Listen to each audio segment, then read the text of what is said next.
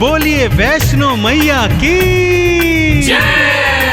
भक्तजनों, माँ वैष्णो देवी का मंदिर हिंदू मान्यता अनुसार शक्ति को समर्पित पवित्रतम हिंदू मंदिरों में से एक है, जो भारतवर्ष के जम्मू और कश्मीर राज्य में त्रिकुट पर्वत पर स्थित है।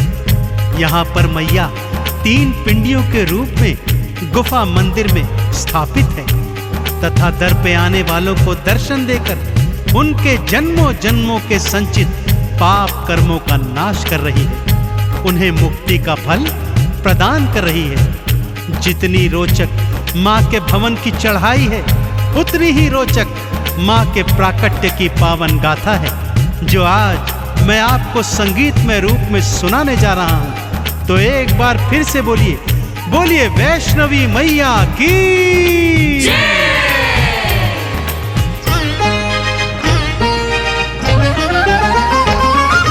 वैष्णो माँ नारायणी वैष्णवी वरदायिनी, पिंडी रूप में दर्शन देती भव से पार लगायिनी। वैष्णो माँ नारायणी वैष्णवी वरदायिनी, पिंडी रूप में दर्शन देती भव से पार लगायिनी। वैष्णो मैया नमो नमः, माँ वैष्णवी नमो नमः, पिंडी रानी नमो नमः, माँ कल्याणी नमो नमः। वैष्णो मैया नमो नमः, माँ वैष्णवी नमो नमः, पिंडी रानी नमो नमः, माँ कल्याणी नमो नमः।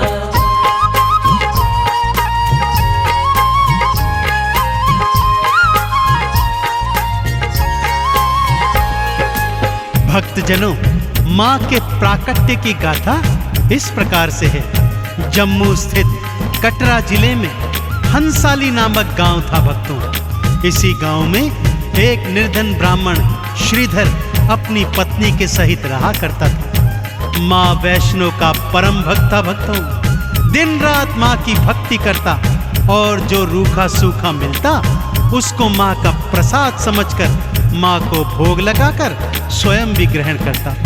उसके जीवन की बस एक ही तमन्ना थी कि मैं माँ के नाम का जागा करवाऊं और अगले दिवस सारे गांव वासियों को माँ के नाम का भंडारा खिलवाऊं। पत्नी उसकी बात सुनकर कभी हंसती और कभी रोती थी। घर में खाने को अन्न का एक दाना भी नहीं था और उसका पति सोच रहा है पूरे गांव को भंडारा खिलवाने की।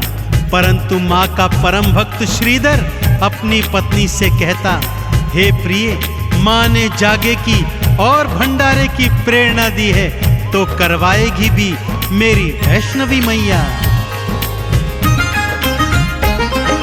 श्रीधर ने मन में था सोचा माँ का जागा करवाऊं, जागे के अगले दिन भक्तों को भंडारा खिलवाऊं।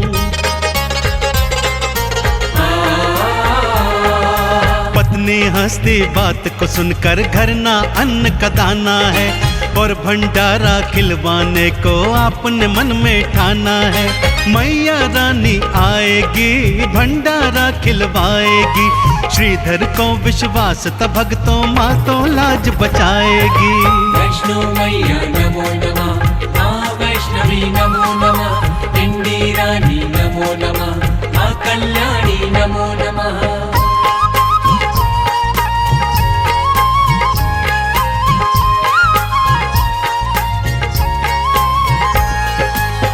और एक रात उसे स्वप्न में माता वैष्णो के दर्शन हुए।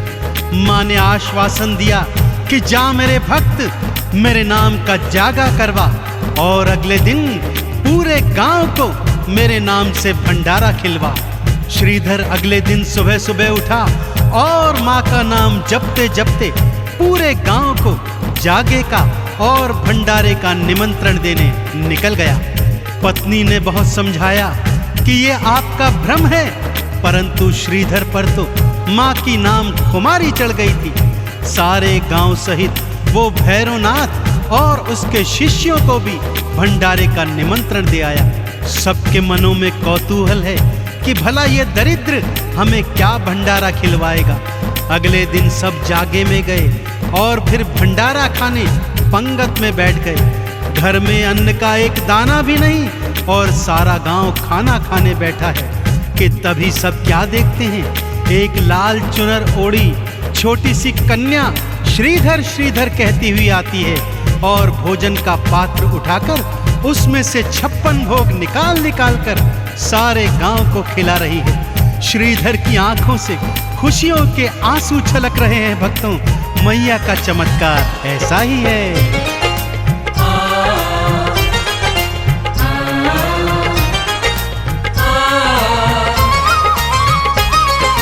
मैया ने अपने हाथों से भंडारा खिलवाया है। श्रीधर तो खुशियों में झूमा, मन ही मन हर्षाया है।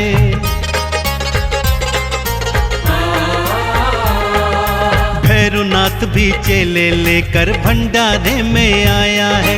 सामने देखा खाना बांटती कन्या रूप महामाया है।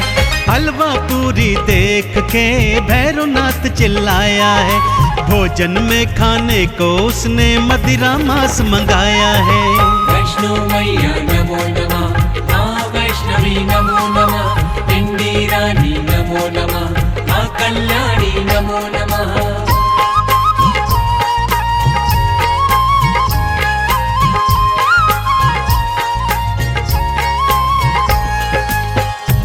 वैष्णो मैया ने भी अपनी माया चला दी। भक्तों, मांस के थाल और मदिरा के प्याले आ गए, परंतु ज्यों ही भैरवनाथ ने मांस का टुकड़ा उठाया, माँ की कृपा से हलवा चना बन गया। मदिरा उठाई तो वो माँ का चरणामृत बन गया। अब भैरवनाथ जान गया था यह कोई मामूली कन्या नहीं, अपितु साक्षात महामाया है। वो जैसे ही माँ को पकड़ने भागा, माँ लांगुर सहित त्रिकुट पर्वत की ओर पवन वेग से भाग निकली। मैया की अजब लीला है भक्तों। माँ और लांगुर आगे आगे और भैरवनाथ पीछे पीछे। दौड़ते दौड़ते लांगुर को जब प्यास लगाई तो माँ ने बाण मारकर धरती से गंगा प्रकट कर दी। आज भी सभी भक्त इसको बाण गंगा के नाम से जानते हैं और यहाँ पर स्नान करके अपने तन के रोगों को दूर करते हैं। आगे चलकर माँ एक गुफा में जाकर छुप गई और लांगुर बाहर पहरेदारी करने लगा।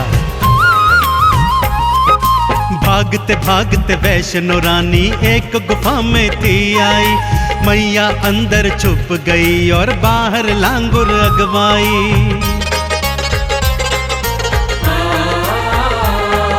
9 महीने तक लांगुर और भैरवनाथ का युद्ध हुआ। युद्ध भयंकर था, भक्तों पर कोई परिणाम नहीं निकला। मैया क्रोध चढ़ आई है, गुफा से बाहर आई है। भैरवनाथ से युद्ध करन को हाथों खड्ग उठाई है। वैष्णो मैया नमो नमः, माँ वैष्णवी नमो नमः, पिंडी रानी नमो नमः, माँ कल्याणी नमो नमः।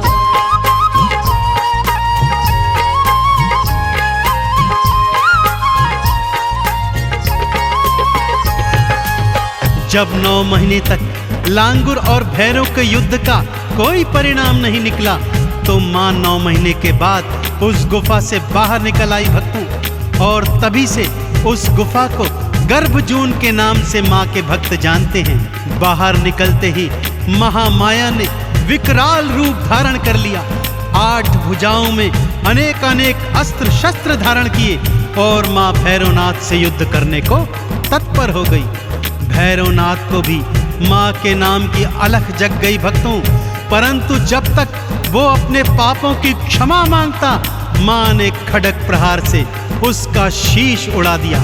भैरवनाथ का कटा शीश दूर जाकर भैरव घाटी में गिर गया और वो कटा शीश माँ के नाम का सुमिरन करने लगा। माँ ने भी दयावान होकर उसे अभय वरदान दिया कि जब तक मेरे दर्शनों के पश्चात तेरे शीश के दर्शन नहीं होंगे, मेरी यात्रा का फल संपूर्ण नहीं होगा।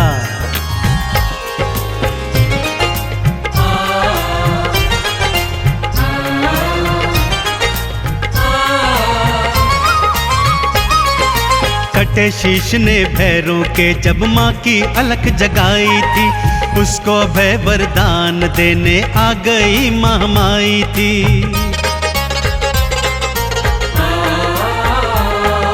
जब तक मेरे दर्शन करके तेरे धाम न जाएंगे, मेरे धाम की यात्रा का पुण्य कभी ना पाएंगे। मैया के दर्शन के बाद भैरव घाटी जाते हैं, मैया के भैरव के दर्शन भक्त सारे पाते हैं। वैष्णो मैया नमो नमः, माँ वैष्णवी नमो नमः, पिंडी रानी नमो नमः, माँ कल्याणी नमो नमः।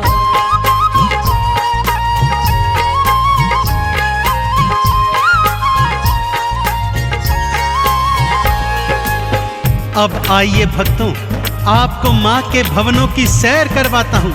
सबसे पहले आता है माँ का परम धाम कौल कंढोली, फिर आती है बाण गंगा, जहाँ भक्त लोग स्नान करके अपने तन के रोगों को दूर करते हैं। थोड़ा चढ़ाई चढ़ने के बाद दर्शन होते हैं चरण पादुका के, जहाँ एक शिला पर माँ के पावन चरणों के निशान हैं। भक्त इनका दर्शन करके आगे को बढ़ते हैं तो आती है वो पावन अर्धकुंवारी गुफा, जहाँ पर माँ ने 9 माह तक वास किया था। यहाँ दर्शन करने के पश्चात चढ़ाई थोड़ी कठिन हो जाती है भक्तों, और आगे हाथी मत्थे की सबसे कठिन चढ़ाई के बाद सांझी छत पर भक्त आकर कुछ देर विश्राम करते हैं और माँ के भवनों का दर्शन करते हैं। अब आती है माँ की वो पावन गुफा, जहाँ पर महालक्ष्मी, महासरस्वती और महाकाली पिंडी रूप में एक साथ सभी भक्तों को दर्शन देती है। तो बोलिए पिंडी रानी मैया की।